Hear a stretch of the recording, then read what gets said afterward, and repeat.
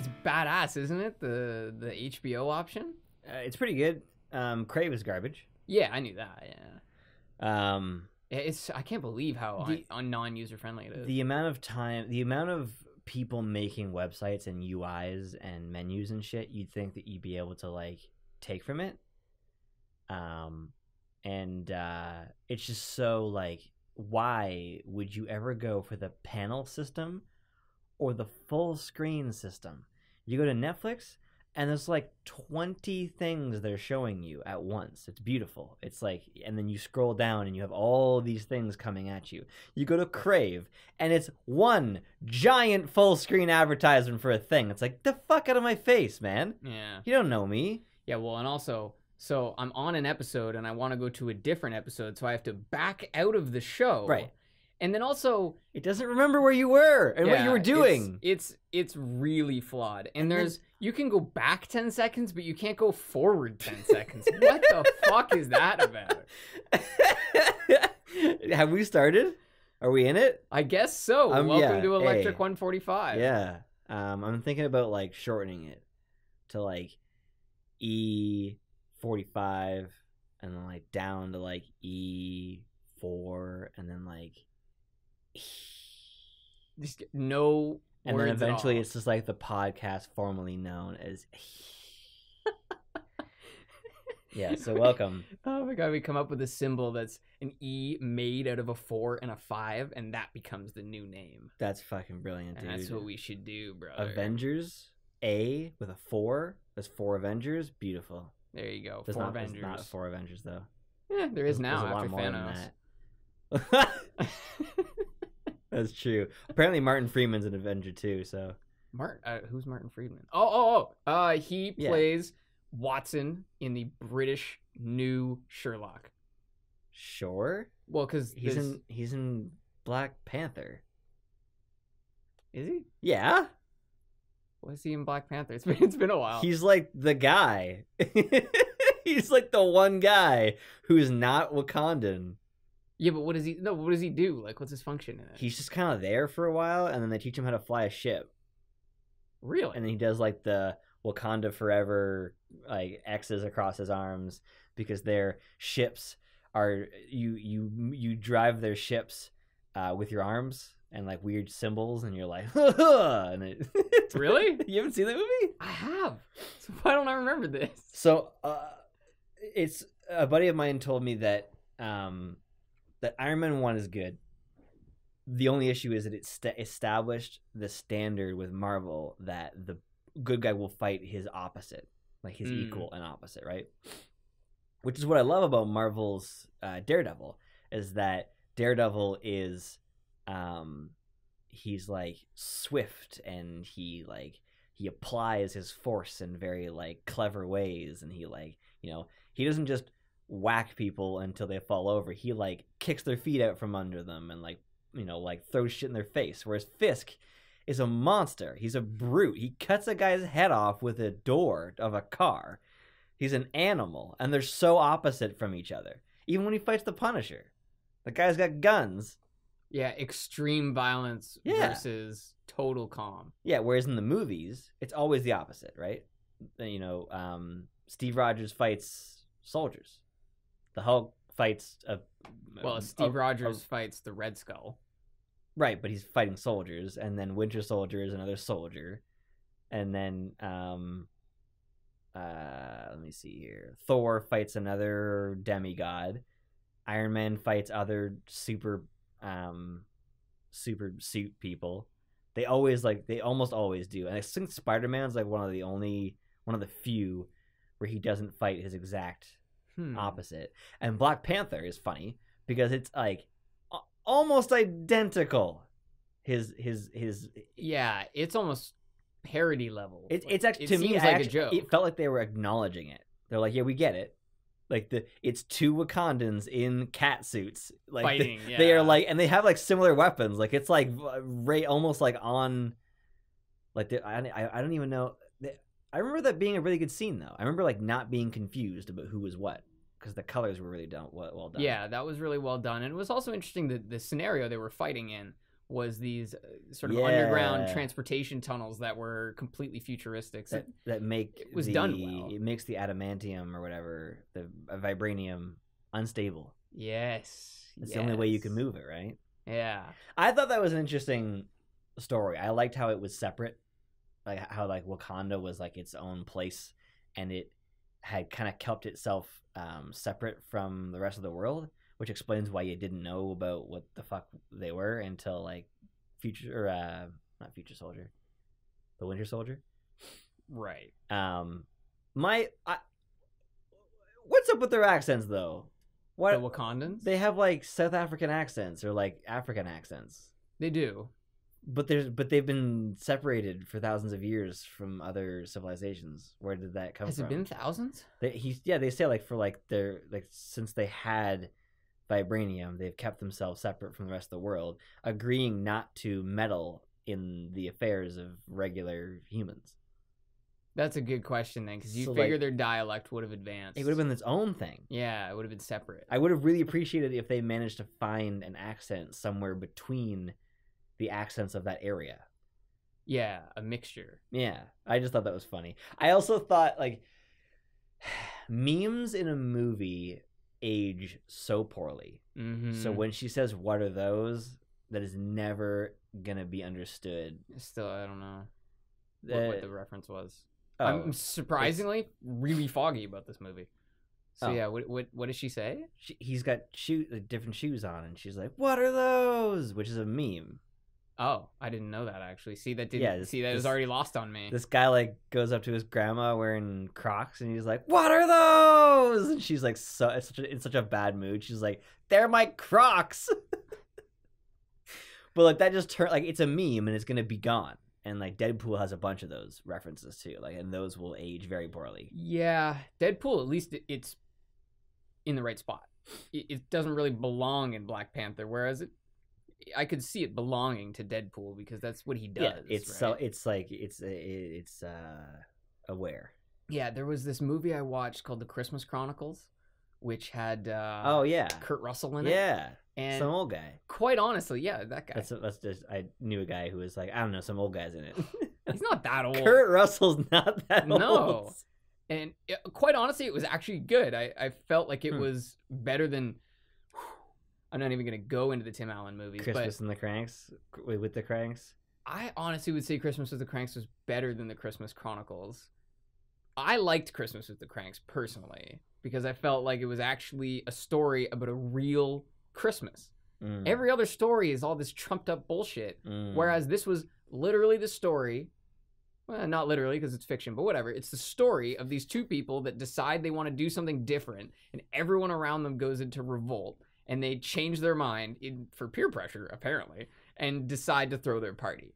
Every other Christmas movie just seems to be just super over-dramatized. There's always some crazy love affair that's happening. There's always something that just seems really unreal, whereas I felt like Christmas with the Cranks kind of gave you this sort of true Christmas feeling. Mm. But besides that, in the Christmas Chronicles, somebody says, one of the two kids who meet Santa says, I thought it was like Christmas magic that made your sleigh fly. And he just goes, no, that's fake news. Ugh.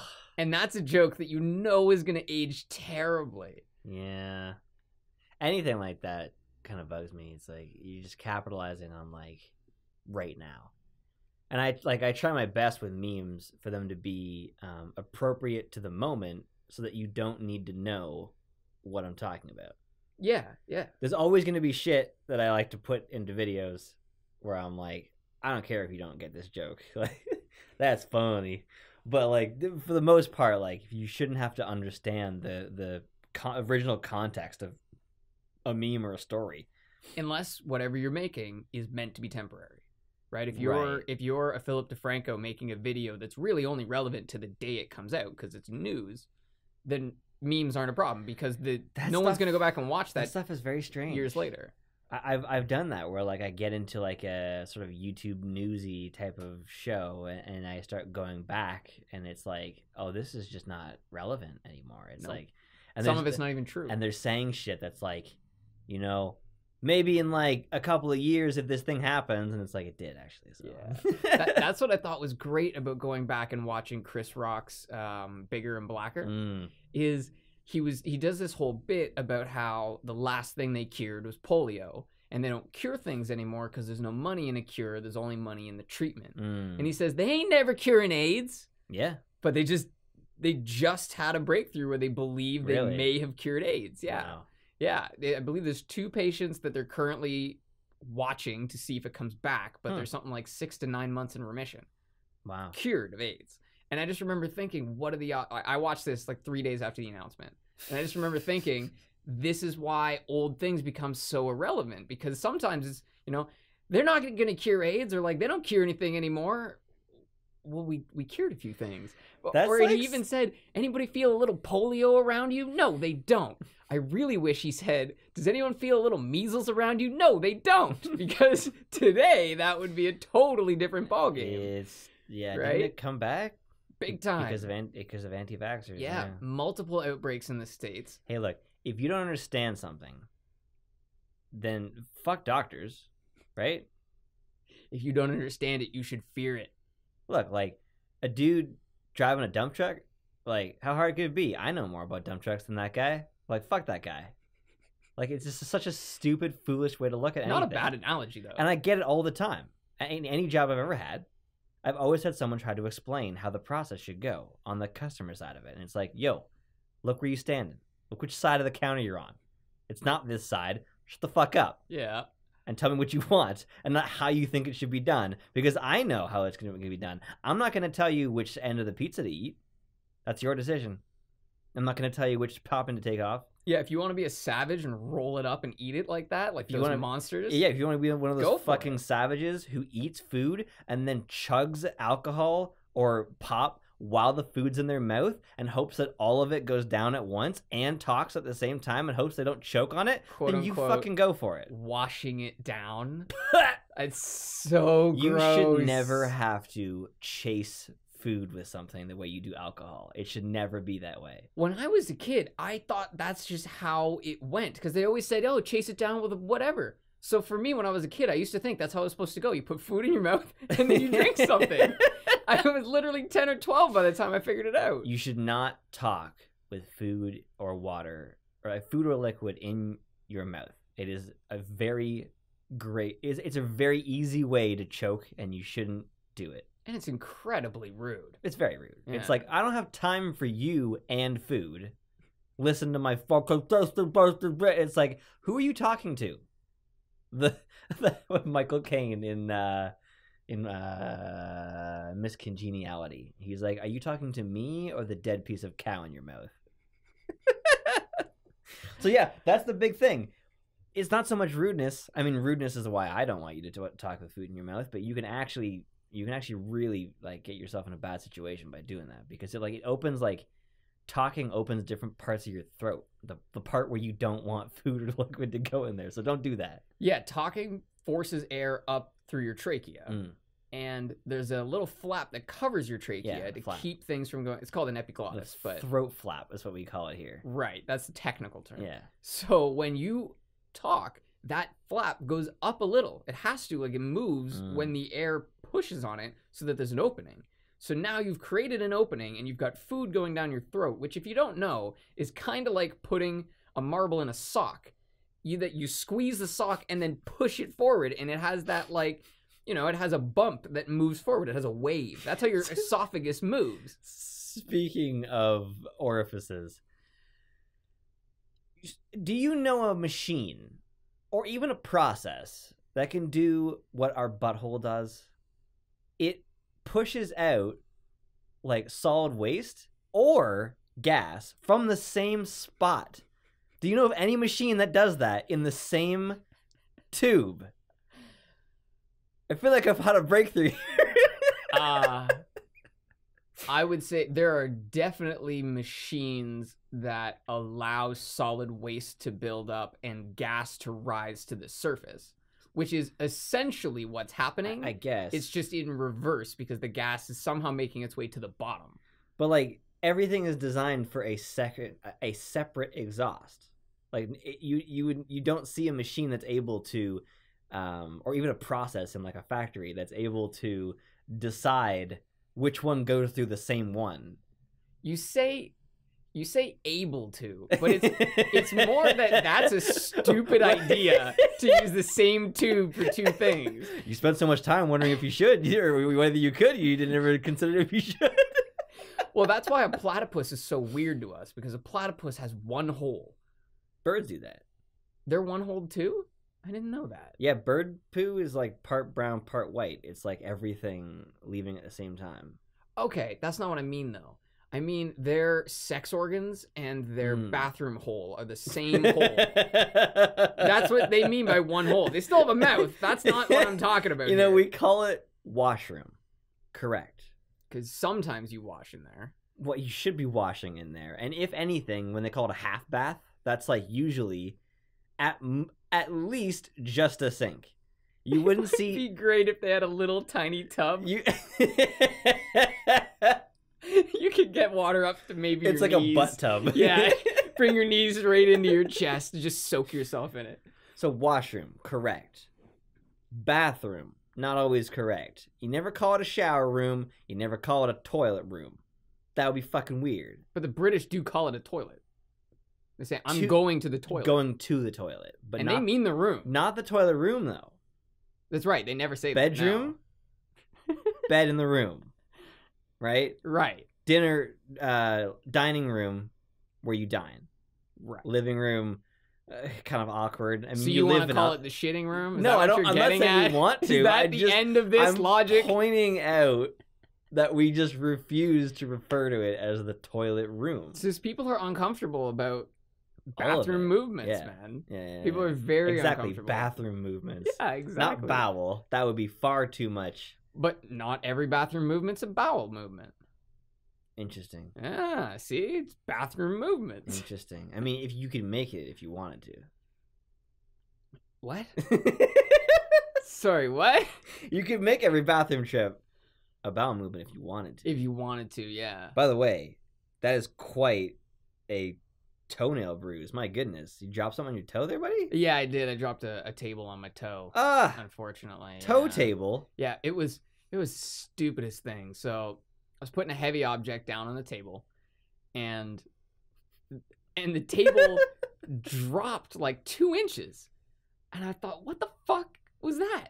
And I look, the table legs, they were a T, an upside down T. So they connected to the table at one point, and then the T flattened out across the floor. Somebody had taken little pieces of wood, like long pieces of wood, and put them under the T on either side to raise the table. But they just put them there. So I put the heavy object down on the table and pushed forward a little, and they just rolled off the wooden blocks. Oh, fuck. Yeah, and this was bad timing. I was so close to switching over to my winter boots, but I was still wearing running shoes. I smashed my finger the other day, and it didn't bruise. So I can only imagine how hard you'd have to hit it to bruise. It didn't actually hurt that much, but yeah, it bruised pretty good. And then what's weird is the bruise, it's sort of like a blood blister more than a bruise. It's actually adhered to your nail. So as your nail grows forward, it goes with your nail. Yes. And I'm curious to see what happens when I actually clip through it. Like, blood's not going to come out. It's hard, but I'm just curious to see what it looks like. Doctor! I just open up a vein and all my blood comes out through my toenail. Yeah. So Lucy. The movie Lucy? Have you seen it? Yes. Yeah. It's really good. It was just released on Netflix. Is that why you watched it? No. Yes. Yes. So is that first time seeing it? Yeah. Oh, okay. What did you think? It was fantastic. I thought...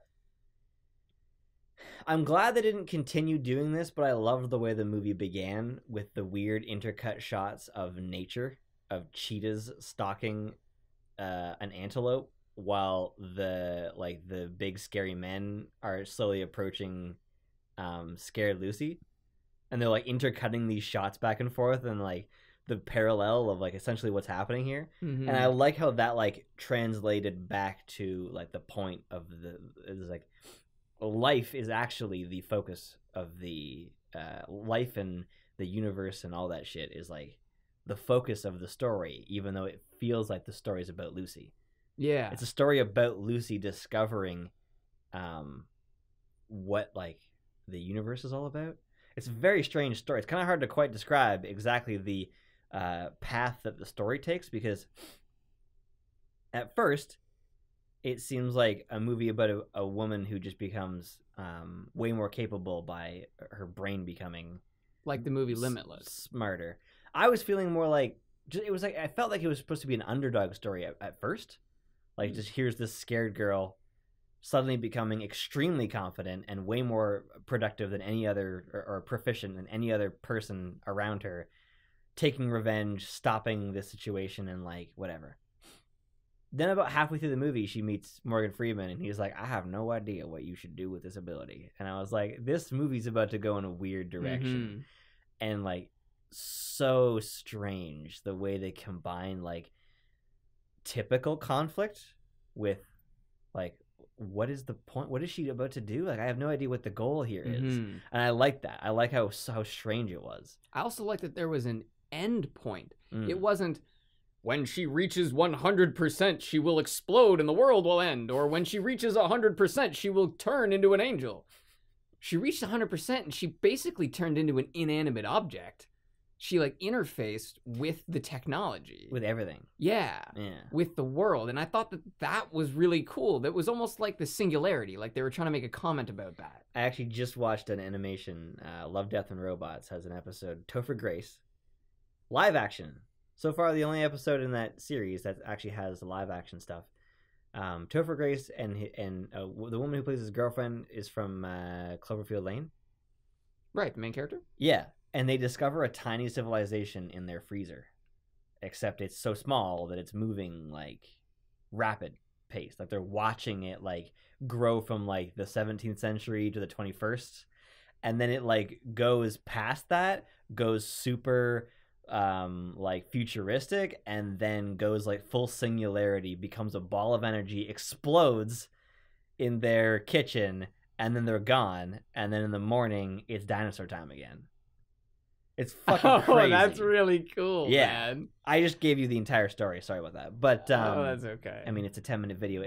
The in that case, it's the. I want to see the nitty gritty. Like the story is not the important part. Yeah. In that case, that one, the journey is much more important than the destination. Yeah. It's quite well done. Pretty much every episode in that show. That's a pretty good show. Another movie that I really liked for the same style as Lucy, the same feel, especially at the end, was Arrival. I haven't seen that. Amy Adams and Jeremy Renner. It's really, really good. It's the one where the 7-limbed aliens show up. Jeremy Renner is the Velociraptor, right? What? He plays the Arrow guy on Avengers? Yeah. Someone changed his Wikipedia thing to professional Velociraptor. Oh, okay. I do remember that, actually. Yes, he is a professional Velociraptor. First time we ever saw him was SWAT. Yes. He's a bad guy in SWAT. And then plays Gamble. 28 weeks later. Oh, yes. He's good in that one. He's like, I would say he's like the focus. He's like the reason. Yeah, that's a good point. So these aliens come down in these ships that land all over the world. I'm actually interested in watching this. Yeah. If you couldn't. Okay, Yeah, no problem. It's after we just ruined the plot of Lucy. I have a bunch of other things, yeah. I would say this one was better than Lucy, because Lucy was fun and cool, but there was a lot of stuff that you went, nah. We'll come back to that after. Yeah. But this movie was very thought-provoking, and I know that doesn't sound exciting. It's normally not. My buddy was just over, and he said that it's not a blockbuster. It's a thinker. Arrival? Yeah. Oh, cool. See, everyone loves it. Yeah. It was really nice that they didn't make the communication between the humans and the aliens crystal clear. That one always bugs me. Why do the aliens know exactly how to communicate with the people? Mm-hmm. The first time we contact a species, we fuck up everything. Oh, yeah. We come in, we give them measles because we're not being too careful enough, It kind of bugs me when aliens look like people. Mm-hmm. Like it just kind of feels like what we're saying is that the humanoid bipedal design is just perfect. Even though it's a shitty design. It's not really that great. Yeah, no, it's not. Like, first of all, we have to sit to poop. And like every other, I know this is weird that I've brought this up now twice, and I normally don't do this, but like, there's no other animal in the world that requires toilet paper beyond like some apes. Yeah, but would you also say other animals have clean assholes? Yeah. No, they don't. Dogs have like, that's what Dean Blundell used to bring that up every day, that dogs have perfect poop cutters. They do. That's a good point. We're definitely not as robust. Can you robust? Yes. Can you even say that half of the people on the earth have clean assholes? No, not necessarily. Not even half. Yeah, I would actually push it closer to like 30%. Say that. And that's not, I'm not talking about like, I'm talking of the Western culture, of developed worlds, less than 50%. Speaking that's of, not a statement about poverty. Sorry, getting away from buttholes. Speaking of movies, You can never get away from it. It's stuck to you, actually. Follows you I everywhere. know you can't see it, so you don't want to believe in it, but it's there all the time. Another movie that was not, well, I think it was a blockbuster at the time, but was more of a thinking man's movie, was Contact. That's one of the few movies that displayed aliens as being humanoid in a way that worked. Because the alien even explained to her, he said, the reason we have you here on this beach speaking to your dad is because these are the memories from your own head that we recognize you as being the most comfortable with. That's why we chose to use these memories to present to you. That's actually a very common way to do it. Is it? Yeah, it's like I think even Rick and Morty made a joke about that, where it's like, why are you my mom? And it's like, we actually just thought this would be the most this would just be the person that you react the best to. I wonder, I've never seen that anywhere else, so I wonder if that is sort of like an allusion to Contact. Probably, because it's a 2000 movie, so I've seen that a couple. Now. I swear that I've seen that a couple times. Really? Okay. Yeah. Interesting. I really like that movie was so subtle that you could get to the end of it and say, so there were no aliens? And if you say that, I'm sorry, but you're really not that intuitive. Like you're not. No, dude, you missed a bunch of things. I've heard.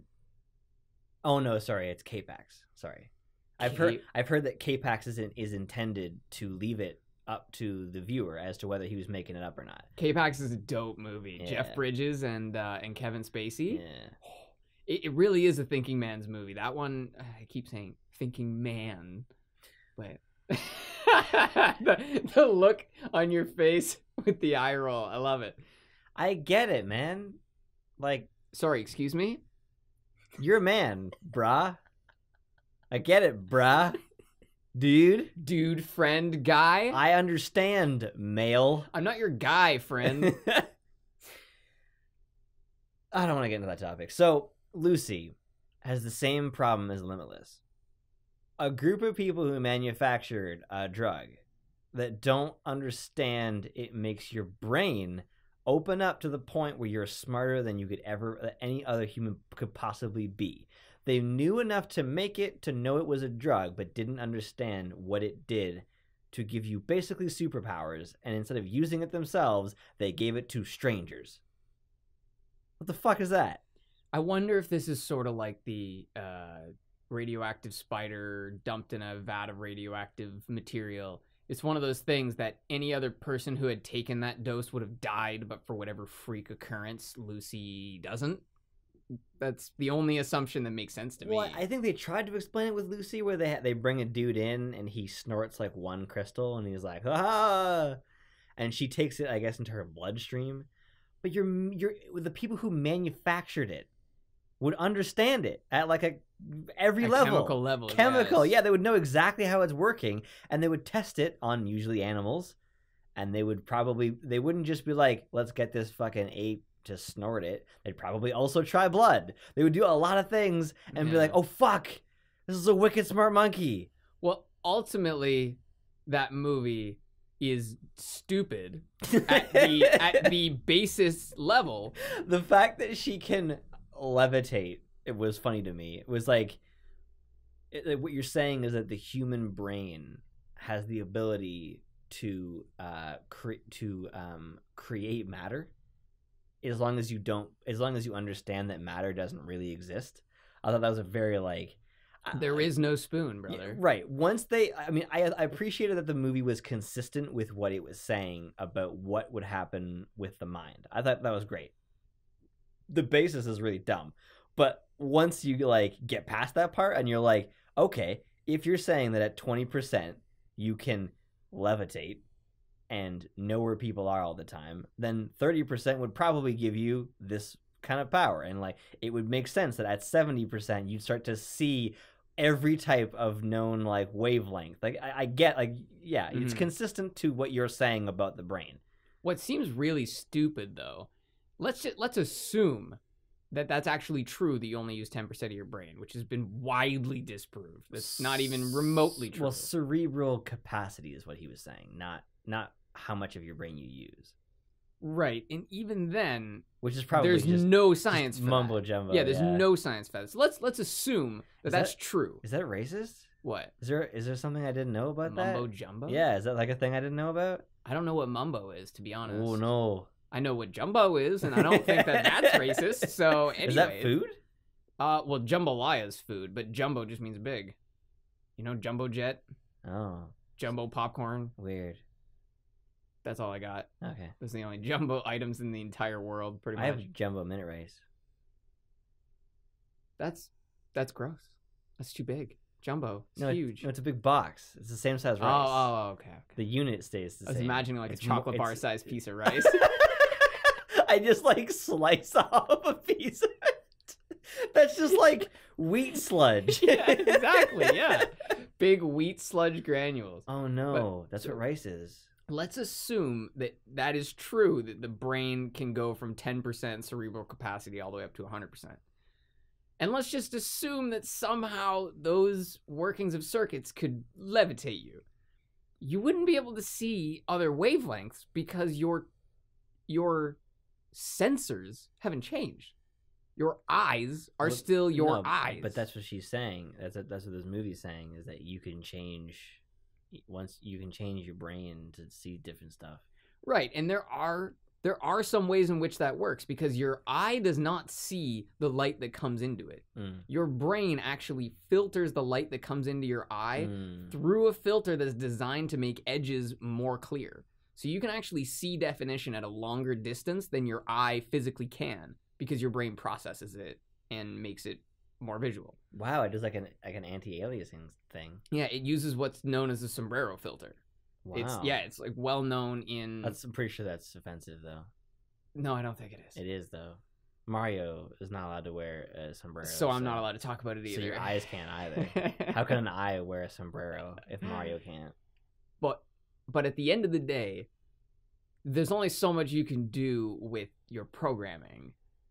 Certain things are just not picked up by the eyes. I like right? I like how she says, like, once you reach 20%, your brain becomes so aware of itself and so in control of itself that it can then unlock the rest of it. I thought that was like an interesting concept. She's like, I'm colonizing my brain right now. Interesting. I thought that was a really interesting concept. Like, once something becomes powerful enough, it takes control because it's such a majority, and it starts to like assimilate the rest of it. I thought that was interesting.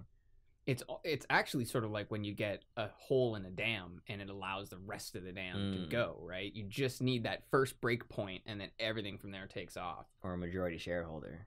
Right, and then the company's yours. Or if you have 51 cards out of a I heard 49, you would need 53 cards. Or sorry, oh Jesus, you need 27 cards to have more than half. No, it's Yu-Gi-Oh. Oh, Kaiba puts 100 cards on the floor, and he says, if I own 51 cards, then I own the whole thing. And then his butler's like, I'm 50. I know how majorities work, you fucking asshole. Stop talking out loud. Oh, you gotta love Yu-Gi-Oh. Must risk life for child's card game. Oh man, what were we just talking about? Lucy? Yeah, probably something. You were talking about something. But have you seen Chappie? No, a friend of mine told me. Really? About it. Yeah, that's very interesting. Never seen it. I didn't watch it for a long time because I thought it was going to be just like the story of a guy developing an AI. I thought it was just going to be kind of boring. Mm-hmm. So this dude designs these robots that are the whole police force in Johannesburg. They don't specify what year it is. They do specify when it started, which was the year the movie came out. But I don't think they say what year it is now in the story. So it's been a long enough time that they have like tested these robots so well that they're like a much better deterrent to crime, because they like, you can just keep shooting them and nothing happens, and then if they blow up, you just send them right back out. So this dude designs them, and he's also working on an AI program. He finally figures it out, and that scene bugged the hell out of me. Like they made it seem like it's unreasonable to spend 3 years trying to design legitimate artificial intelligence. He's like, all right, like day like 900. It's like, that's pretty early in your in your process to discover actual artificial intelligence. Like 3 years is astounding. Small period for a single person. Yeah, one guy like on his own in his fucking living room. I just thought that was funny, the way that like they fixated on that. Anyway, so he thinks he's figured it out, and he's like, I gotta like test this on something. So he takes a one of the robots that was like decommissioned and goes to bring it home, and at the same time gets kidnapped by these criminals who think that he knows how to turn off the police robot so that they can commit a crime. So he's like, I can't do that, but I can put this into this robot, and it immediately generates artificial intelligence that's like basically a baby. Like, it doesn't know anything. So they kick him out because they're like ruffians, and basically these fucking thugs raise an artificial intelligent robot. Really? And it immediately understands right and wrong, but doesn't know what it's doing. So they're able to like tell it, like, you know, if you throw these knives into people, they go to sleep. Oh. And they're like, we're going to commit a heist. And he's like, I can't commit a heist. And they're like, okay, well, we'll do this instead. And they're actually committing a heist. Gonna do a heist. Whoa. But the way the robot speaks and the way it slowly turns into... it's actually pretty quickly. Like they tried to save some time, and like, but it immediately feels like a human even when it doesn't speak. And the way that it's like, its attitude is so like positive all the time. So it learns like a couple words at a time, and then it uses the words it has to describe how it's feeling. But it's not in like a super slow way. It's like actually a pretty action packed show. Interesting. And he like refers to like these people as like mommy and daddy, and it's very weird. He has like a South African accent too, even though he's a robot, because the only people he speaks to are South Africans. Right. So yeah, he picks up their dialect. Yeah. So it's like, and then Hugh Jackman is also in it, and he doesn't like the robots, and he wants to use his giant ass robot that doesn't use any form of AI. Like, it gets controlled by him. Sigourney Weaver is in it. Really? There's a scene in the beginning of the movie that actually feels just like Birdemic, if you can believe that. You remember watching that? Yeah. I remember Birdemic. You remember like the awkwardness and it's like the phoniness of a scene where he's like, attention everyone, we've just sold the company for $1 billion, and everyone like claps and shit, and it's really weird. There's a scene in the beginning of the movie where Sigourney gets on the thing and she's like, attention everyone, the police have ordered 100 more units, in like the weirdest, phoniest fashion, and everyone's like, yay, and I'm like, what is this?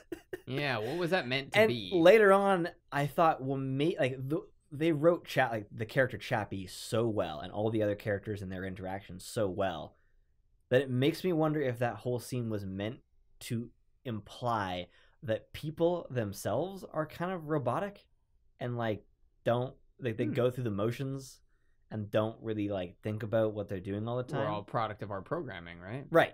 I think that was I think it was a way of trying to bring humans down so that you can bring the robot up and try to match them.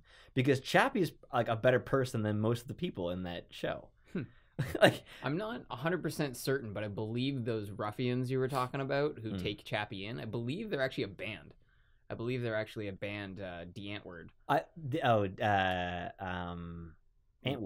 Yeah, DeAntwood. That wouldn't surprise. He wears a DeAntwood shirt. Yeah, that would be why. You know what? That sounds very familiar, because I'm pretty sure that their song is in the movie. I would hope so. They used the same song like 4 times in that movie. It's very strange. and it's like the background song for the Netflix thumbnail. So I ended up hearing that thing like over and over. Yeah, that's a little weird. I was like, stop that. That's a little different. But it's a really interesting story. I recommend it. The robot police force is an interesting concept.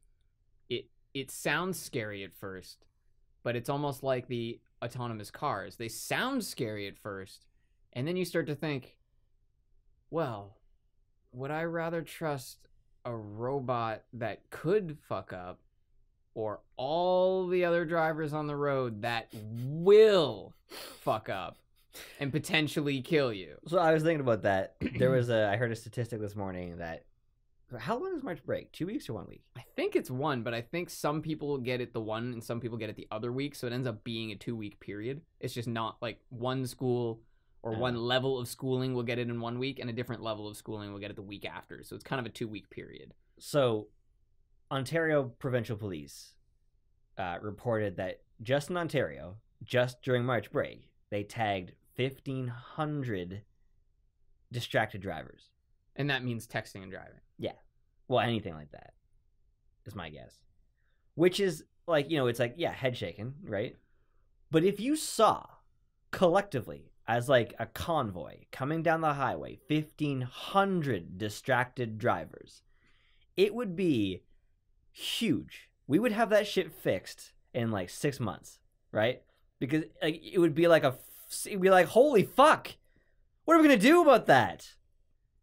And yet, for the most part, imagine them. They come into town, they destroy all the bridges and the medians on the highway. The off ramps are just mangled. There's a great scene in 19.2 where they show up to a car accident, and then it creates an even bigger car accident because some fucking, I think it was like a drunk driver or something, just smashes into somebody, and it's like such a horrifying scene that goes from like not good to horrible in like a second.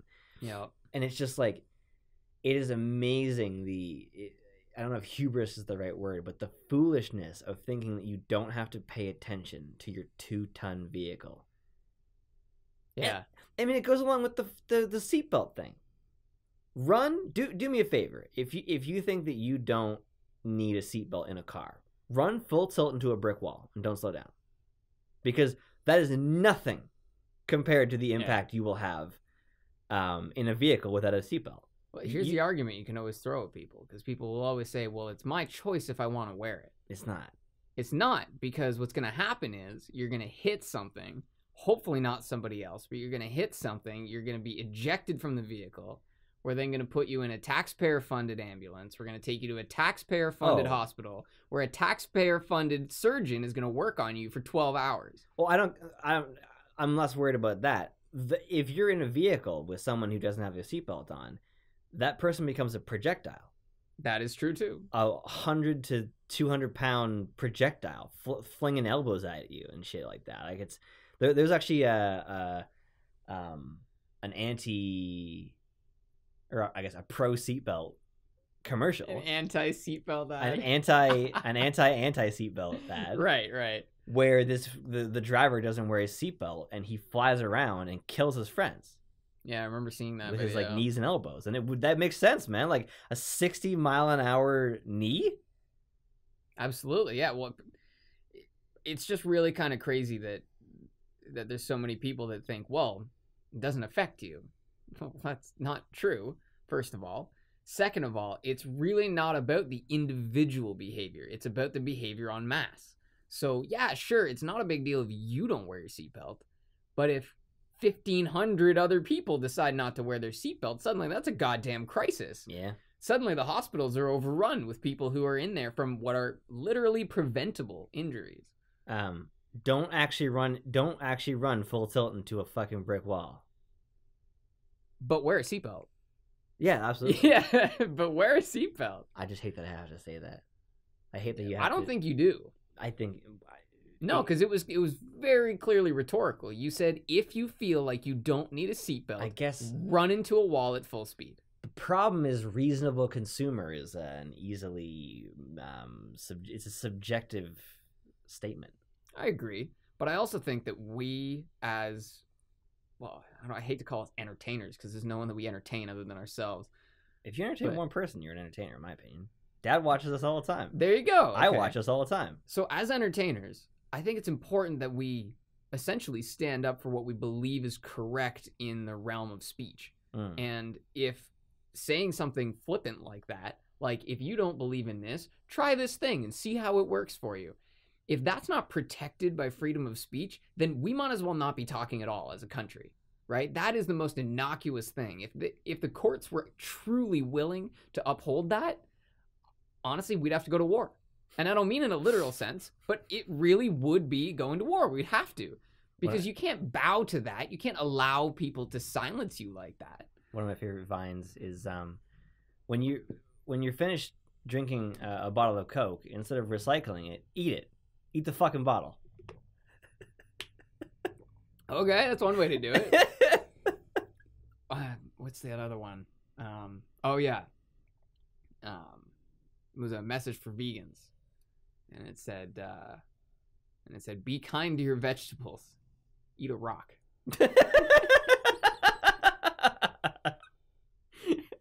Clearly very misguided, but I love that. That's shock comedy to me because it's rock comedy, actually.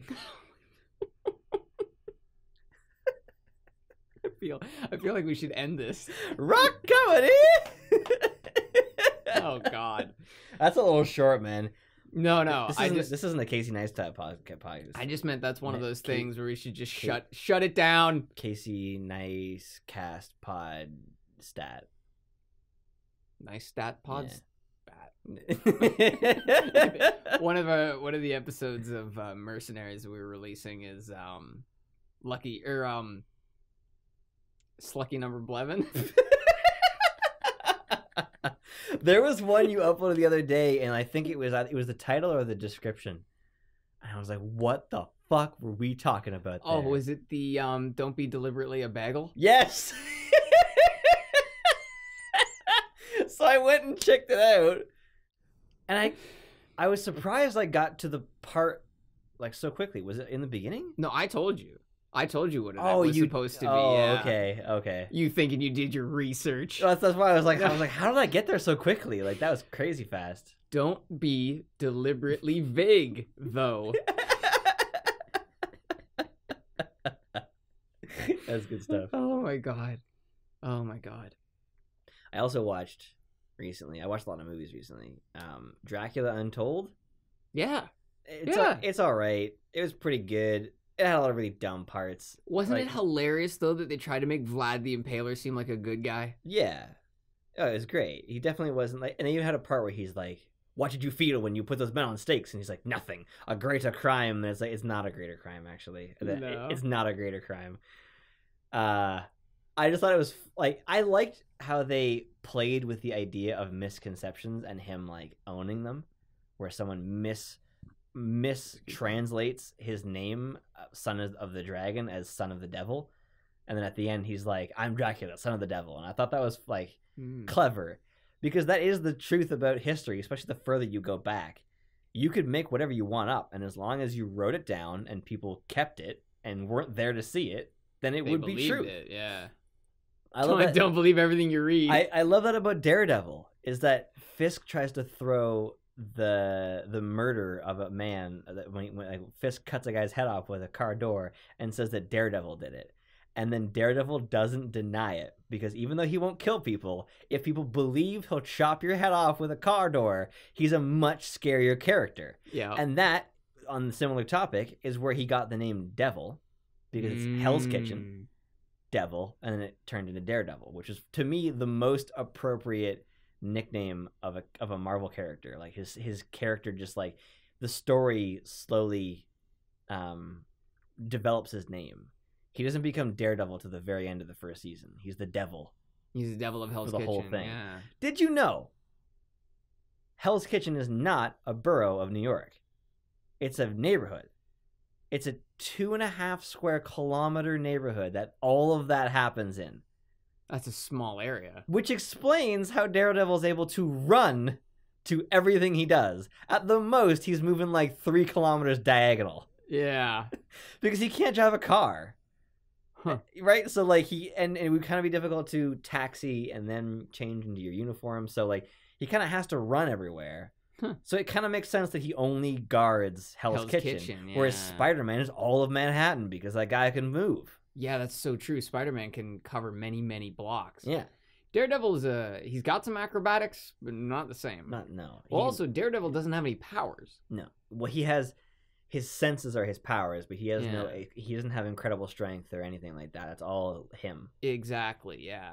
I love Daredevil. He's my favorite. He is pretty sweet. I really appreciate a character that needs to hit people so often. Yeah. Because it's very cathartic to watch him beat the shit out of people. Yeah, and I like his relationship with like his impact on other people and how like sure people do get out of jail, but in my opinion, like Punisher says, like, you hit them, they get back up. I hit them, they stay down. But it's like, yes, they stay down, and people fear the Punisher. But but Daredevil manages to he basically puts them through hell. Like he beats them so hard in some cases. Like he drops a dude off of like a 5-story building into a dumpster, and he survives it. Like that's the devil right there. The devil doesn't kill you; he keeps you alive. He fucks you up over and over again. It's like that scene in Batman: "The fall from here won't kill me. I'm counting on it." Yeah, and Daredevil fucks up the same arms dealer throughout the whole, like all 3 seasons. That one dude is like he's in the first episode, and he's there throughout all of the seasons. He keeps getting out of jail. And then he finds him again, beats him up, and sends him back to jail. And he's like, "I'll just be back out in a month." And he's like, "I'll be waiting," or whatever. Jesus. What I love about Daredevil is that he has a better understanding of his surroundings than people with sight, because he can see in 3 dimensions. Mm-hmm. And he can see stuff on the opposite side of things. And he can see things under and around and like several floors down and like across buildings behind him. Yeah, and like even far distances by hearing things. He is more aware of his surroundings than almost anybody with vision can be, which is why he's able to go toe to toe with the Punisher, a man with who they show has like incredible accuracy. Even Bullseye. Well, I don't know why I said that. Bullseye's much more accurate than the Punisher. Yeah, because I just watched that. So. But the 3rd season I love because the dynamic between an incredibly accurate person who can throw anything and make it a weapon versus a guy who can see, hear, and smell anything all the time and predict where things are going to be because he spent so long practicing. And although also the way that the Daredevil is like, he's not thrust into it the way that a lot of the characters are. He learns how to fight for like a couple of months or a year or whatever when he's like 12, and then Stick ditches him, and he continues training into his 30s on his own for no reason, not being Daredevil. Yeah, the whole time knowing that he should train for something that he probably didn't know specifically he was going to do, and then they explain it so well when Foggy discovers who he is. That he explains his whole story about how he reported this child abuse to child services and they couldn't do anything about it, and the wife refused it, that the husband was up to anything, and the only person that this girl could rely on was a complete stranger who could hear her 5 blocks away. And he just roughs a guy up. He doesn't even kill him. I love that. Spider-Man 2. I love how Spider-Man saves his villains. He beats the shit out of them, and then he saves them from like falling off of things and stuff. Yeah. That's so, like, it says so much about that character, just as, like, yeah, just about that character and who they are, that they're willing to beat the shit out of somebody to stop them from doing something, but still save them, and then put the trust back in a legal system. That's so interesting. And then Daredevil is a lawyer. Yeah, well, and that's sort of what Batman does, right?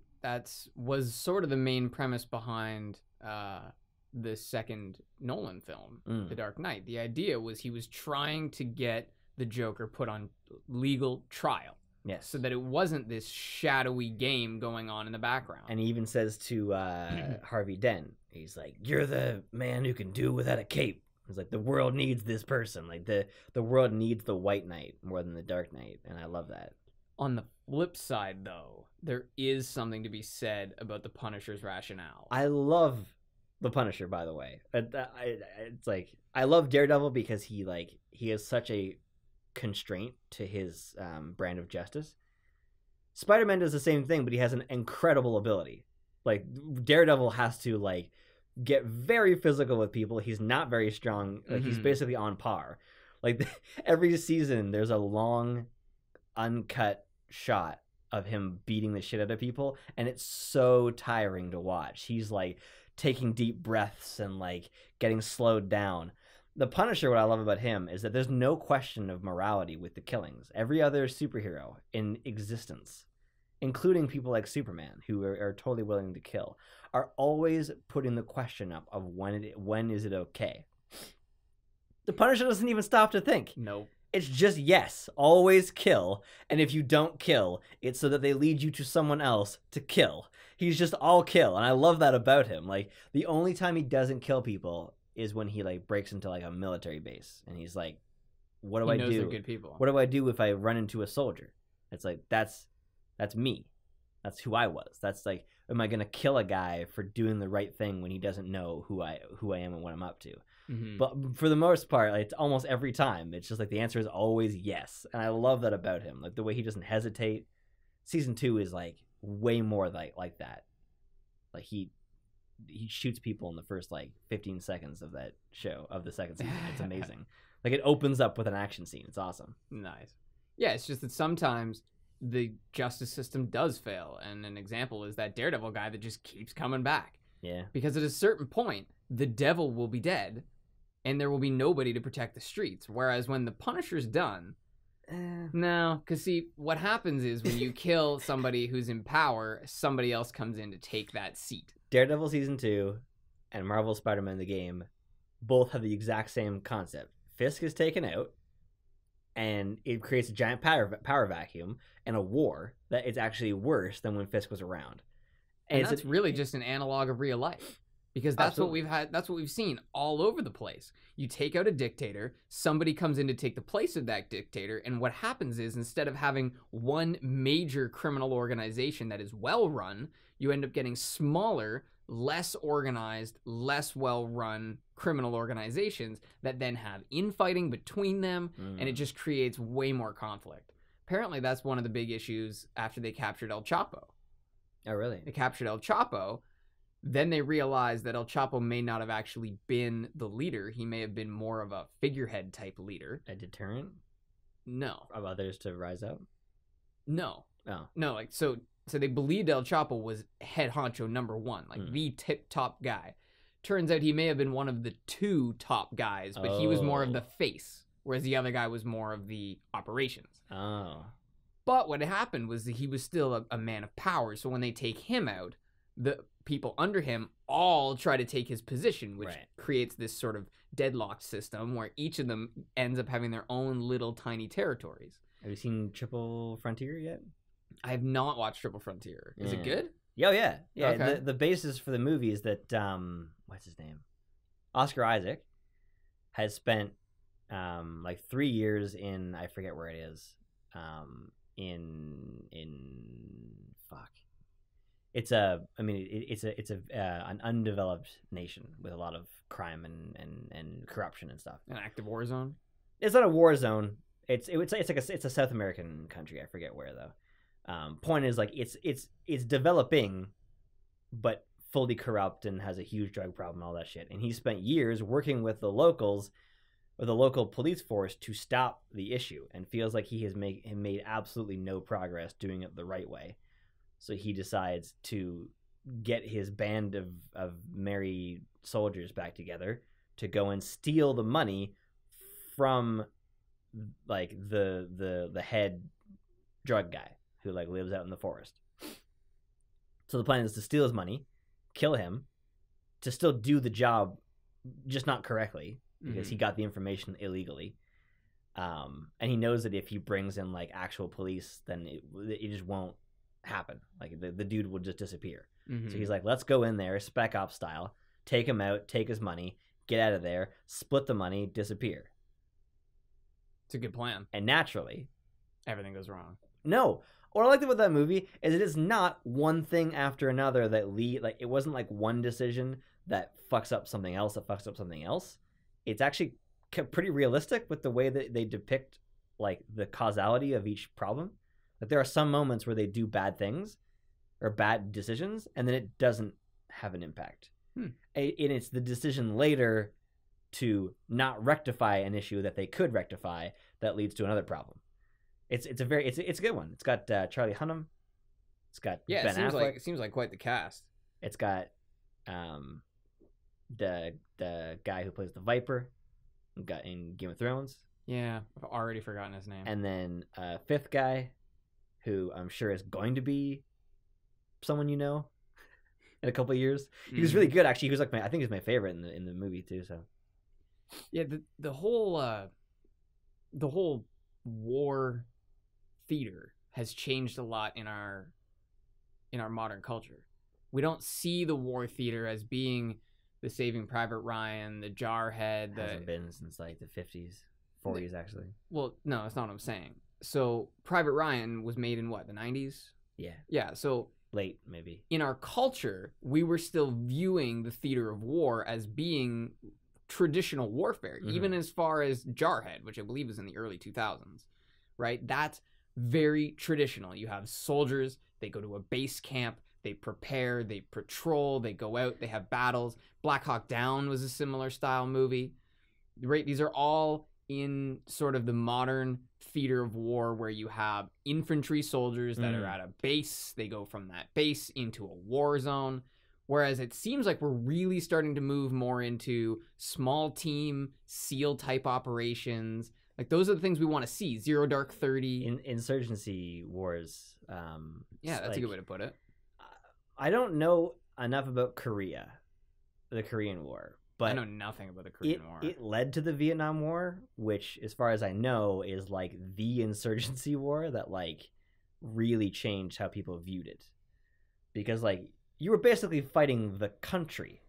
And that was why it just wasn't going to happen. Well, and that's where the whole military-aged men thing started, wasn't it? Was in Vietnam. Probably. Yeah. Yeah, and it became much more popular. Like in Iraq, I'm pretty sure they were fighting Saddam's men. So in a lot of cases, I'm pretty sure they would have looked like soldiers. But, or no, it was Afghanistan. And this is what's so convoluted about it, right? Right. Is that I'm trying to learn a lot about it, and I still don't know a lot about it. In, what's it called? Generation Kill, it's in Iraq. And there are soldiers that they fight, but they also fight insurgents at the same time.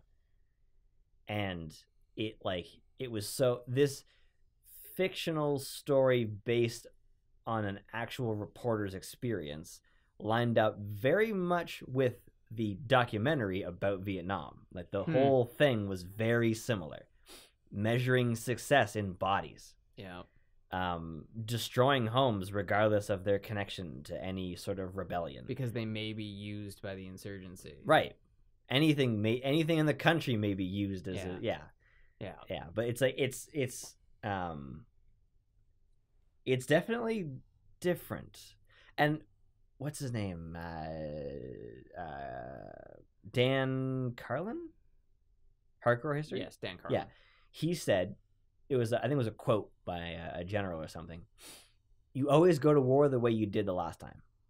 So World War One, the French walked in there with bright coats and white gloves, and they got ripped apart by the Germans who were in trenches with dark clothing that blended in. World War II had I think they started with like, I forget, he said something about World War II, like some people went to World War II with like a very different mentality. Well, didn't they start digging trenches in World War II and they just weren't as effective as they were in World War I because of the advances in technology? Tanks. Yeah, they could drive right over them sometimes. Tanks were like tanks moved too quick. You couldn't move people effectively across open landscape in World War II in Europe. Tanks could go anywhere, but you didn't have enough of them, and you needed infantry to go along with them. They couldn't hold their own simply on their own. So like there would be times where like the Germans would be moving and they would like plow a space right down the middle of the line with tanks, and then the German infantry were like days behind. And there were times where the Allies used this and went right in the center and created like an ambush for both of them because they were so separated. Oh my god. Dude, World War II in color is fascinating. The fact that it's in color has nothing to do with it being fascinating. That's just their clickbaity title to get you to watch it. But it's a legitimate documentary. And it's so crazy how many different things happen in that war. How many maneuvers, how many mistakes were made. How many, like, slights against the enemy there were. There was a time where British commandos sacked an unprotected German port and used the post system to send a letter to Adolf Hitler that read, "I understand that you've claimed wherever Allied soldiers land, there will be Germans waiting. So where are they?" He sent a letter straight to Hitler. There were like several moments like that where I'm like, what the fuck is this? You mentioned that it was a clickbaity title to World War II in color. Mm-hmm. But I remember when they were first advertising it, they made a couple of really good points about the color aspect. It makes it real. Well, yeah, it makes it real, but they showed a few images that were very, very ambiguous without color in them. Like one picture, it said, "Is that mud or blood on his skin?" Right. And you can't tell in black and white.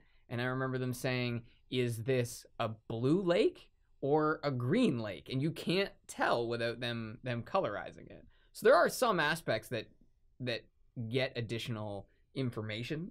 But I do see what you're saying, that the documentary has nothing to do with the color. It's a legitimately good documentary on its own. Yeah. The color definitely made it feel a lot more real for me. It let me like have a better sense of how close this was to us. Yeah, well, it also doesn't make it feel like it was a million years ago. Yeah. You watch black and white footage and you just think, oh, well, this was a different world. And it was a different world, but in a metaphorical sense, not in a real sense. Right. It was the same planet. It's the same world. Different position relative to the universe. Yeah, but relative... Because we're spiraling. Yeah. But you say that. But you say relative to, quote-unquote, the universe. Right. But the universe is relative to Earth. Relative to the point that we were at. Yeah, but what... It's really not important. No, but hang on. This is actually kind of an interesting topic, though. Because you actually can't pick a point in the universe. Right. There is no... You have to pick a reference point. There's no thing. There's no like, oh, well, there's the box. The great nothing. And you measure, 10 million light years from the corner of the box. That's where we were. Yeah. Japan was, as far as I remember, feudal during World War II. Last, they had a king? They had an emperor. Okay, yeah. Yeah. Do they not still?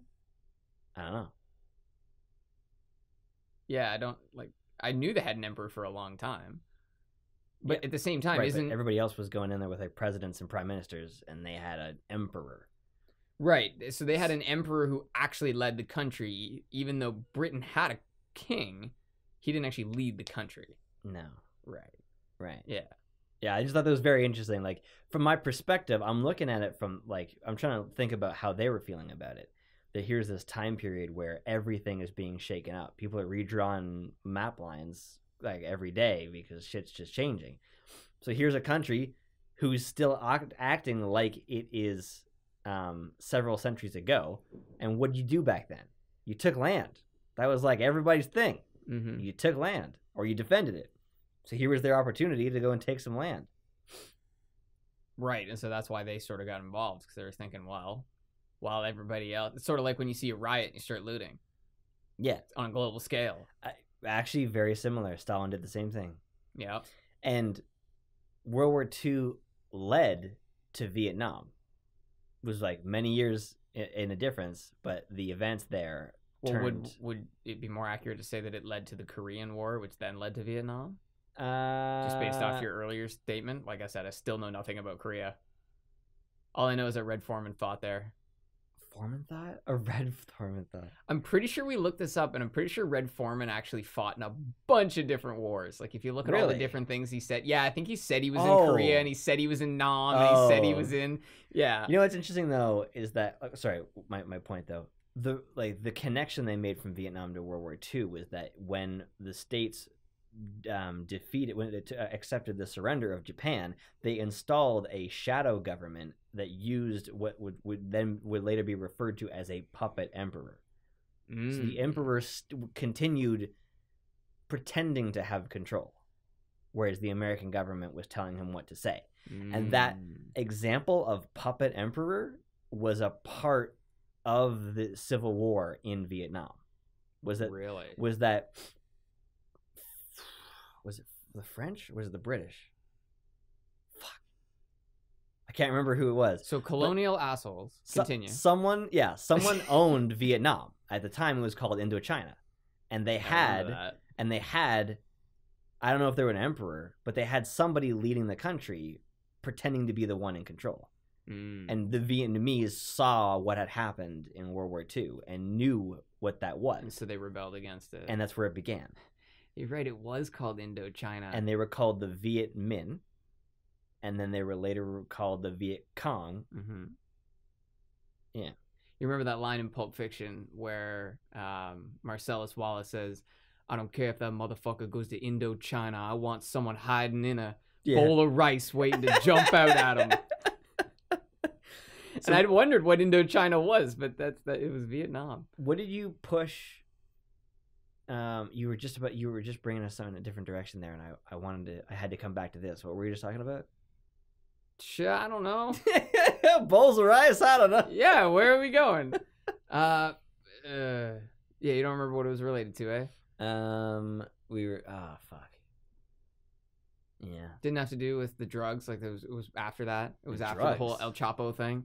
No. I'm talking like it was like moments ago. Moments ago, It was yeah. on the same topic. That's how it goes, right? Yeah. Yeah, I don't remember what I said. I remember I had some sort of distraction, but yeah. Well, anyway, I guess on the same topic, the more you learn about historical wars, the more you understand that there really is no right and wrong. It's just as far as nations go. Yeah. There's no country in those moments that was doing what was right or wrong. It is what they're doing that is best for themselves. Mm-hmm. Individuals on both sides commit right and wrong all the time. But the countries themselves. Yeah. Like the States was unaware of the death camps in Europe until late in the war. They didn't even want to believe the Russians, who were the first ones to find the death camps and report that information. And then the States was like, I think you're exaggerating. You know, it's wartime. It's crazy. People do crazy things. But sure enough. But the way that a lot of people view it was like America versus evil. It was America. Well, that's how America paints every war. Right. Every single war. The Revolutionary War that Turn is all about is hilarious because they paint us as the bad guys, or what would turn into us as the villains. Yeah. When the States went back to slavery after the Revolutionary War. Yeah. That's what that show is about. That show is about giving power to individuals who went back to slavery. Mm-hmm. Consider that when you're watching it and you're considering the blues the good guys. It's true. That's what they went back to. Britain abolished slavery. Yep. And as they were taking over, were freeing slaves who would then go back to slavery. Yeah. And that's something that people often don't keep in context, right? Look, brother. The Civil War wasn't about slavery, all right? It was about states' rights. It was about economics. It was about economics and states' rights to own people. I think you can broaden your earlier point that the more you learn about history in general, the more you recognize that there really is no unified truth. There's only the things we've figured out. And on that same topic, Canada hugely profited off of World War II. Our industrial sectors were like massively not overhauled, but yeah, but I'm pretty sure most countries profiteer from war. Not, in a way. in certain situations, but it Yeah. was only like a handful of countries that did very well off of that war. The States did, if I The remember States, yeah, correctly. Canada, yeah, a couple of Western countries, but almost Yeah. entirely, yeah. Well, and that makes sense because those are the places where the war is not being fought. Those are Right. the places that are producing the goods that are being used for the war. Yeah. That's basically the whole premise of 1984 by George Orwell. Yes. The idea is they create perpetual warfare so that they have perpetual reason to spend resources. I was watching a New York Times. Yeah, New York Times puts out this series called Retro Report, and it's all historical things that have happened, mostly in the United States, for obvious reasons. But one of the really interesting ones I heard about was the Challenger shuttle. You know that one, right? That exploded in the atmosphere. I never really realized how important it was at the time, though. It was the first time they were ever sending a civilian into space. Yeah. What a colossal fuck up. And I figured out how... I didn't figure it out. I was told, I was disseminated knowledge to about what actually went wrong. So the rockets they were using were 4-piece tubes. And those pieces were put together with a connection that had 2 rings in it. And those rings were meant to keep gas from escaping. And they figured out that the colder the temperature was, the less likely those rings were to work. And then the gas could escape from the rocket. And as soon as the gas escaped, the rocket was done for. Okay. So what had happened was there was 2 rings, and in a bunch of their tests, the first ring had failed, but the second ring had never failed. And so instead of redesigning it, they just kept going forward because they had timelines. Then they get to the day of, and it's supposed to be really cold, like below 0 degrees in the morning. And the engineers who designed the rockets called NASA and said, hey, we are not comfortable with this. This may not work. You need to wait till the temperature gets to this certain positive degrees. I mean, they were working in Fahrenheit, but fuck that. So they told NASA what it had to get to. And NASA said, well, what do you expect us to wait until spring to do that? And so NASA put so much pressure on the engineering firm that even though the engineers were unwilling to sign off, they got the managers to sign off as saying that it was okay. Exactly. So when this all happened, everyone turned to the engineers and said, what happened here? And the engineers had to just tell them, NASA basically told us to. Wow. Yeah. And they just, imagine how, I think they set themselves back like a full 2 years, 2 or 3 years.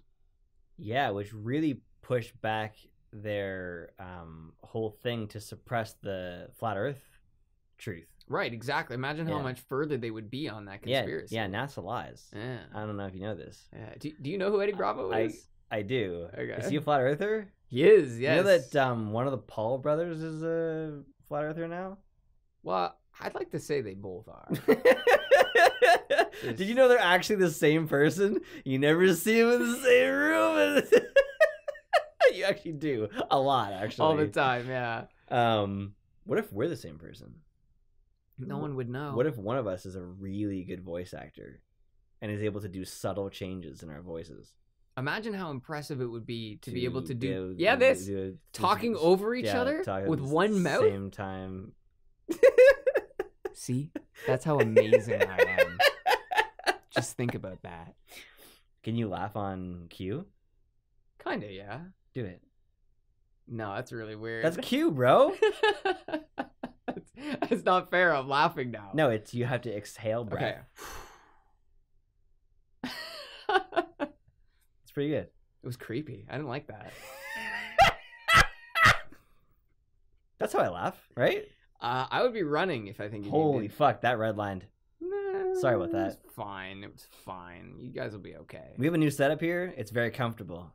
It's very easy to forget that we're talking through microphones. I've definitely said stuff. I know I've said stuff in this podcast. It's not hundo. But again, that is important. I really think it's important. To acknowledge it or to say stuff that's not real? To say things that you don't necessarily believe in the most ironclad way that you would go to court with them, but that you are comfortable with saying them and that you believe there's a kernel of truth and that you're willing to change your mind if new evidence comes forward. I'm always thinking how much more we could get done if people focused all of their outrage energy on productive things. Imagine if the guy who goes home and spends 6 hours trying to get a guy fired every night on different people, just finding new things to be upset about. If that person said, you know what? Fuck these people. I'm going to make my own podcast where I talk about why their behavior is wrong. They could actually build a following, create a group of people that actually believes what they believe in a reasoned way, rather than just being these clickbaity groups online. I subscribe to a lot of like gaming news places, and I don't necessarily watch them all, but I see a lot of the titles. And a lot of them are like very to the point. It's not like update number 3. It's like you know what the whole topic is right in that description, right, or in the title or the thumbnail. And the stuff that I see fans of games getting upset over almost always is bullshit and entirely on them for expecting more. Like, it's one thing when things are going very well and people have bought a game and it's been out for a year and it's been great, and then it starts to degrade and they start to like lie to the viewers and the gamers and all that shit.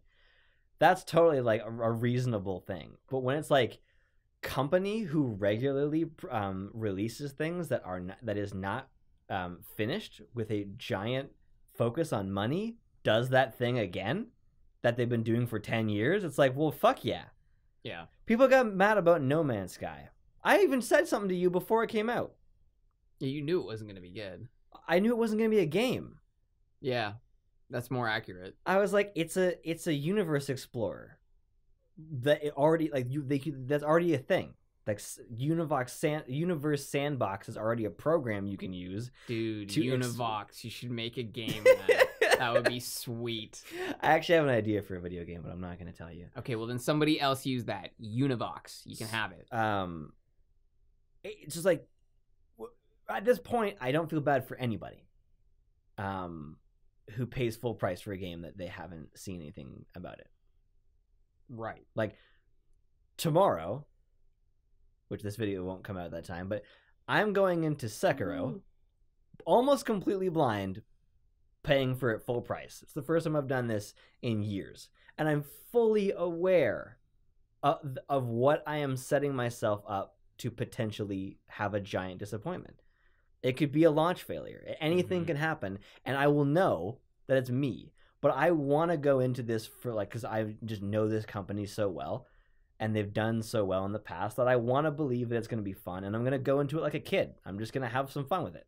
But I'm totally aware of it, and if it's like a buggy ass first day thing, I'm not gonna go to Twitter and let fucking From Software know how I feel about it. Yeah, because that would be me. Well, a way to look at this is that you don't go to the movies, watch a bad movie, and then say, this is unfair and unacceptable. I want Christopher Nolan to make me a better movie. They did that with Avengers too, but yeah. What? Yeah. Joss Whedon deleted his Twitter account after the backlash from Avengers 2. Which was Infinity War? No. Age of Ultron. Wrath of what's his name? The Cons. James. Spader. James Spader. Wrath of James Spader. Yeah. Would have been a much better title, actually. So, people really hated it? I guess so. Okay. The problem is, like, there's a great video, and I still haven't figured out who it's by. I think it's Racevic. Be your own consumer. You can't chase an audience you haven't picked. And if you pick yourself as the audience, there will be other people like you. If you're always trying to listen to the majority of complaints, that's actually that does not mean that that's what your thing needs to become. It's actually so let's say, for example, Call of Duty makes a single player game and doesn't focus on multiplayer. So the multiplayer people complain. So they focus heavily on the multiplayer. And the next year, the single player people complain. From their perspective, they may see, it may look like you cannot make your audience happy. They always want the opposite of what you gave them. When really, the majority of the people who are speaking are from different camps, from who likes which side of that type of gameplay. Mm-hmm. If Infinity, whatever, I forget what company they're called, if they had decided that they are their consumer and they want to make the game they think is really fun, that audience would always be there every year as long as they kept making good games. Unfortunately, they're chasing an elusive group of people that don't ever stay around for very long.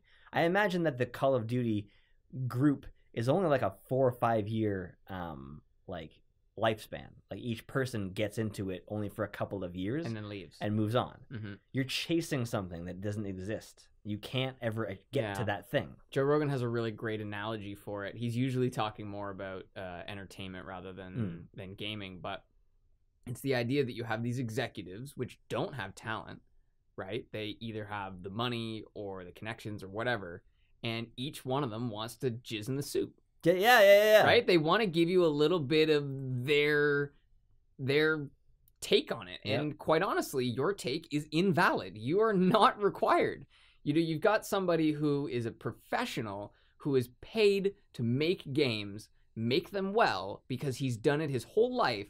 And then you've got Joe Fuckface, who's been in the industry for 2.5 years and thinks he knows a thing about something because he's on Twitter. Yep. And he says, you know what? Everyone's asking for this. So even if it's going to break your game, you better put it in because I'm the 51% shareholder. Marvel Spider-Man is an excellent example. So well designed. And there's just decisions in there that's like, how fucking like ass backwards did you think people would be to get 60% of the way through the game and need to be explained how to zipline, a thing that you would have had to do 10% in.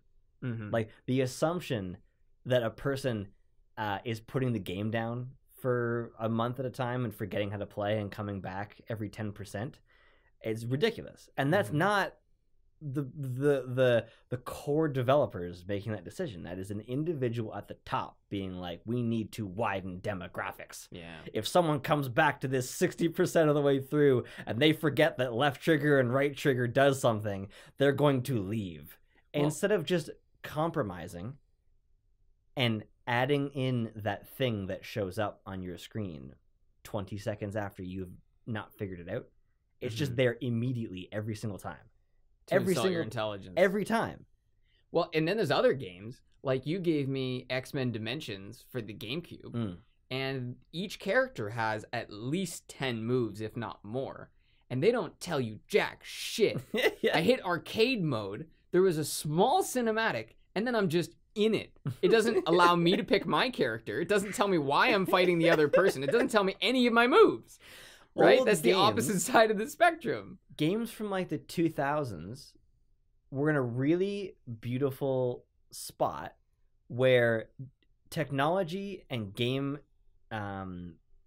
standards had been around for long enough that people were making really good content, but there wasn't so many games out there that you had to be worried about stuff like that. You could put out a game like BioShock that was like crazy hard and difficult and like sometimes confusing, and like God of War with its puzzles and shit. You can skip puzzles in some games now, which to me means like, I don't know, I'm sort of like in the middle on it. It's like, yeah, I guess if you really don't want to do the puzzles, maybe remove them. But if you're going to allow someone to not do them, make them an optional thing. Don't put them in the way and then say I can get past it. Exactly. Make the puzzles a bonus option. Right. Yeah. What I've not understood about video games and movies is that the only industry where I see people cultivate their fan base seems to be comedy and music. In comedy and music, you have your own flavor and you look for people that have a similar flavor. Now, there's different schools of thought. Some people say that you should try and play to groups that aren't your group so that you get more exposure to what other audiences are looking for, especially with stand-up comedy. You don't want to just have your one, group of 20 people that think you're funny and the rest of the world thinks you're an ass. Immature. Right, exactly. But I just don't see why they don't do that. For me, that's what this is all about. There's lots of moments where we've come up to and thought, oh, well, what if people don't get this thing? Well, if people are so upset about not getting a small thing they don't want to watch us, I don't want them watching me. I don't want somebody who is so weak-willed they can't put up with those little things like challenging themselves to do a puzzle, because those are the very same people that are going to watch you for 4 years and then feel like they're entitled to what you give them because you've been giving it to them for so long. You're cultivating an audience that's not yours. That feels like they own your content. Because you've been spoon-feeding it to them based off what they desire. And that's part of why we have these things where people will freak out when a movie doesn't have these certain aspects to it. When in reality, you know what you're entitled to on the next Marvel film? Jack shit. You're not entitled to anything. A ticket if you pay for it. People I know always confuse things like, people think driving is a right. It's not a right. It's a privilege. No. And watching a movie isn't even a privilege. It is a whimsical novelty. Yeah. It doesn't even fall on the scale. That's a great way to look at it. It's just something that we like to do. I worked in food service for a long time, and I think people thought that because it was a human right to have access to food, that it was somehow a right to have this food. Yeah, that's so true. And it's like, my kids are starving, and it's like, then where do you live? I'll call CAS. Yeah, exactly. If your kids are starving and you're waiting on a half an hour delivery time for a pizza, you're a fuckwit. Yeah. Well, and you're using the wrong word. And your children should be taken away from you, or you're an exaggerator. Yeah, your kids are hungry. Yeah. Yeah. Your kids aren't feeling very well. Your kids are have stomach grumbles. You have no idea what starvation is like. Neither do I. No. Which is why I would never say that I'm starving. Yeah, and I hope that we never have to, obviously. But my pizza was frozen solid. Did you put it in the freezer, sir? Yeah, frozen solid. It wasn't even frozen when we made it. I used to bring pizza home from work, put it on the counter, shower, come back, and guess what? Room temperature. That's what things do in their environment. They match the temperature in the environment. Sorry, I thought this was a yo-yo thing. It goes from hot to frozen to hot to frozen, right? Right? And people I love this. It was like, $15 for a pizza? And it's like, no, sir. If you want a pizza, I can recommend a great grocery store. But you're going to have to preheat the oven, put it in, wait, flip it maybe, cut it yourself. What I'm offering you, sir, is I'm going to make it. You see, I got an oven. It's already going. You know what it costs? Fucking money. A lot more than it costs to just produce a pizza. Yeah. So what you're getting is a service. I'm creating something, baking it, and sending it to you. If you want just a pizza, there's a lot of places you can go. Well, especially if you're one of those crazy assholes who gets 10 toppings when they have the unlimited topping option. We're bringing toppings in almost literally from around the globe. Many countries are sending products into the store. We are then paying a team of people to make that product for you. And you can't cough up the $15. What I will say to people, go out when you're shopping the next time, get a jar of sauce, some pepperoni, some mozza, and don't get dough because that's what's going to turn you off. Get a pre-made pizza crust. And then you're done. You just go home, spread the sauce, the cheese, the pep, and you can put whatever else you want on there. And that way you don't get that pizza that comes back and you realize that whoever built it didn't give a shit where the toppings ended up. There's 3 pepperonis all in a stack over here, and there's none on this slice. It's the Milky Way galaxy cluster thing. It's just like straight down the center. Yeah, exactly. That way you also don't have to do that whole, okay, I'm going to order it, and then I'm going to wait for it to come, and I'm going to have the money sitting on the counter so that when the guy comes, it's not like this awkward thing getting the money, and then when is it going to get here? Instead, you just look at the goddamn timer on your oven that tells you when it's going to come out. Convenience is a huge part of now. Of our culture, yes. It's not even our generation. Our generation may have pushed it in that direction, but everybody's into it now. And I see 50-year-olds on their smartphones not paying attention. It's like our generation is not responsible for it, and we're not the biggest culprits. We're just the ones that they like to focus on because every generation likes to make fun of the new one.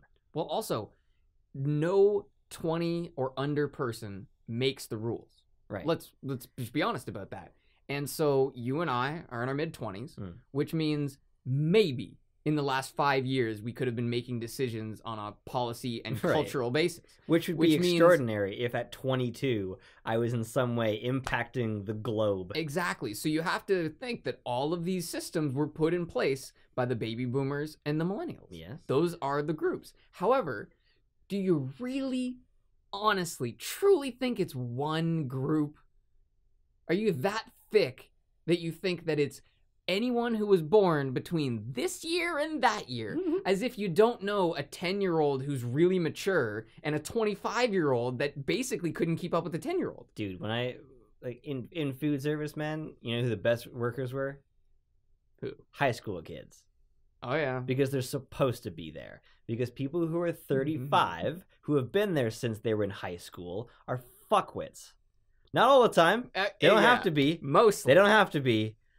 Most of them are. Yeah. Most 30-year-olds who aren't using it as a stepping stone, a momentary experience. The reality is that anyone with the work ethic to do a good job at fast food, over time, will get a different job. No, they'll move to something better. Oh, They'll absolutely. move into a warehouse or whatever. Even without education, Yeah. work ethic will get you up to a different position. Fast food truly is the bottom rung. And fast foods also, like, they keep it the bottom rung with their pay scale. Yep. Like, as a manager, I made less than my starting no education required warehouse job. Mm-hmm. As a manager. That's bullshit. And you have to, like, you are not worth any more than you recognize in yourself. Working in a fast food place as a manager, making 50 cents or $1 more than the people that you manage, if you are way better than that dollar, it doesn't mean you're gonna get any more. You're only the value you can get from yourself or for yourself is only going to be there if you recognize it and you push for it on your own. You can't wait for them to recognize your worth because they'll actually value you as an employee differently based on what you're willing to put up with. I got raises at that place because other people fought for me. I wasn't the one who wanted to say anything. They kept saying, Mitch is going to leave, which wasn't even a thought I had in my head. Other people thought I was going to quit that place before I quit that place. It was the weirdest thing. I told a couple people when I actually did quit, and they were like, I'm surprised it took this long. And I was like, how did everybody else know? Except for me. Except for me. And I got man. raises because people, like other managers, would consistently go to other people and say, you have to give Mitch more money. He's going to leave. And the crazy thing is that I was never going to leave for money. Because it wasn't really about the It money. was respect. Yeah. Yeah, absolutely. Respect is like the top thing. Mhm. You can enjoy what you do, but if you're not respected by the people you work for and with, it is so hard to get through it. It becomes like dragging, like an anchor behind you. Yeah. Well, I would also much rather be a fast food employee than a fast food manager. Absolutely. Right? A fast food employee, you just stand there and go, yes, sir, no, sir, give me this, don't do it, whatever. In fact, funny enough, I kind of enjoyed the work. Like Yeah. it was very relaxing. It was very like it had stressful points, but when you had really good people, and there were those nights where things would kind of like all the stars would align, and you'd have just the perfect group of people all working there, and things were moving fine. It was a smooth machine. Nobody was angry. Everybody was like having fun and talking and shit like that.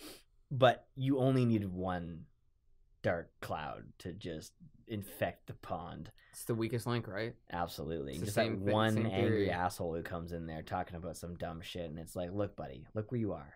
Consider for a second maybe you're the responsible one in why your life hasn't turned out the way it was.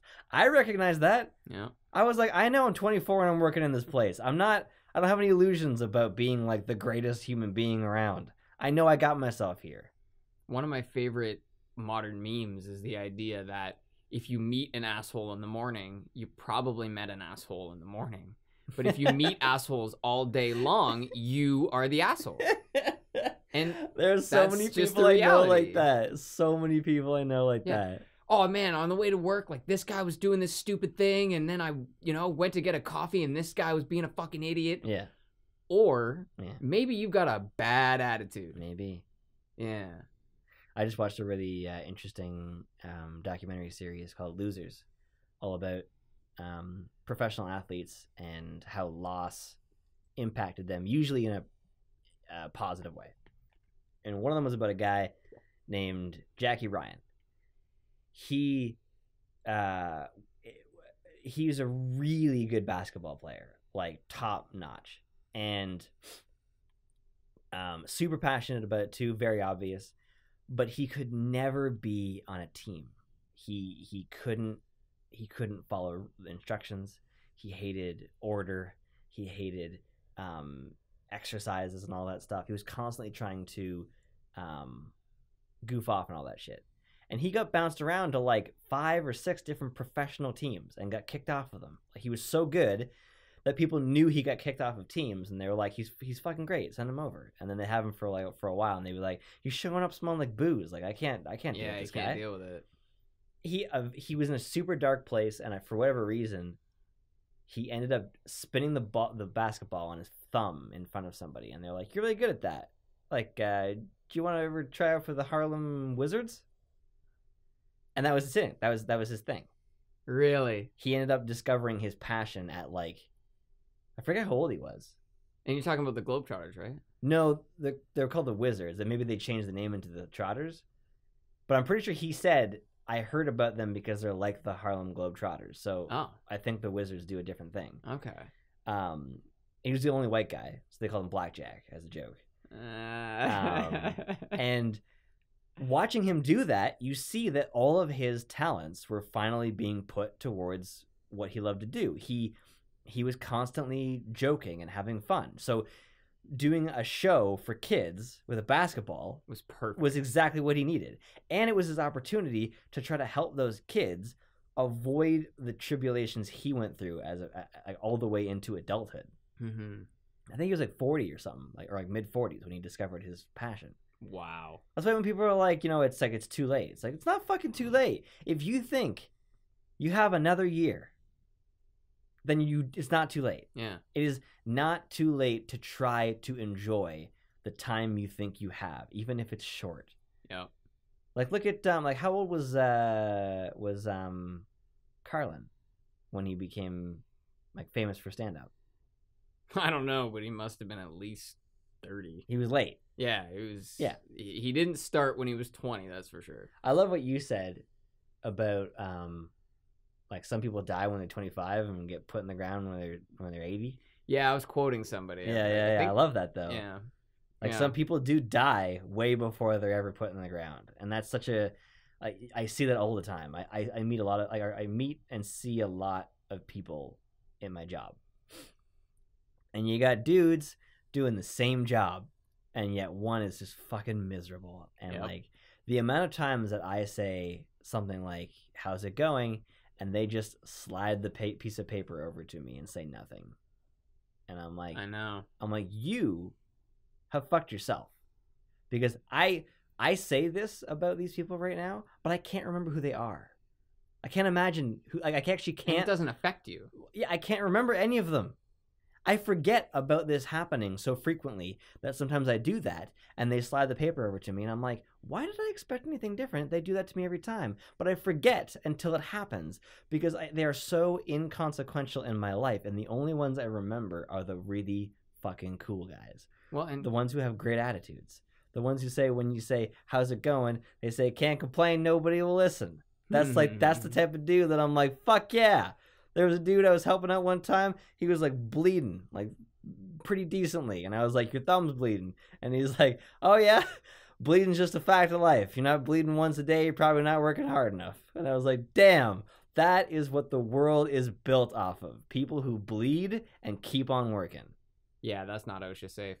But I mean, it's it's not actually like a way to live by. You should definitely be working smart more than hard. But I also like that you decided, instead of modulating your behavior based off whether or not the person is going to receive it well, you just be you. If you are going to say, hey, how's it going? Just say, hey, how's it going? Even if that guy is going to snub you every time, it reflects on you, not on him.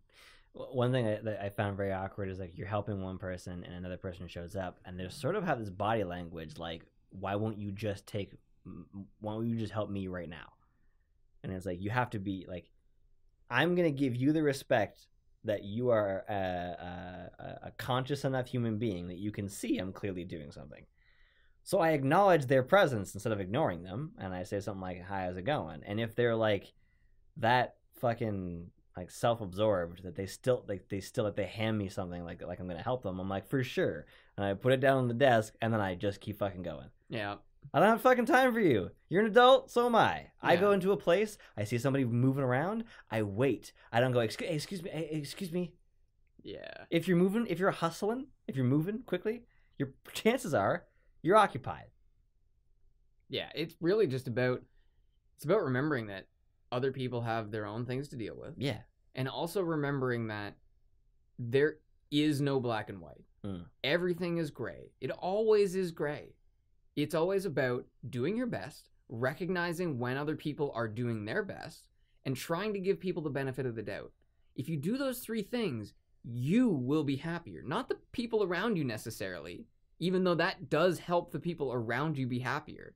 But doing those three things will keep you from being frustrated constantly by the behaviors of others. Manage your expectations. Manage your expectations. I think that's the main bullet point here. Whether so it's a important. movie, a game, or listening to us talk shit, Yeah. manage your expectations. Yeah, whether you're fighting a 10-year insurgency war or buying a new $80 video game. Yes, Manage that's the your key. expectations and keep cooking your bacon. And keep cooking your bacon. I love it. All right. Thank you for joining us on this episode of Electric 145. Sorry, the podcast formerly known as Electric 145.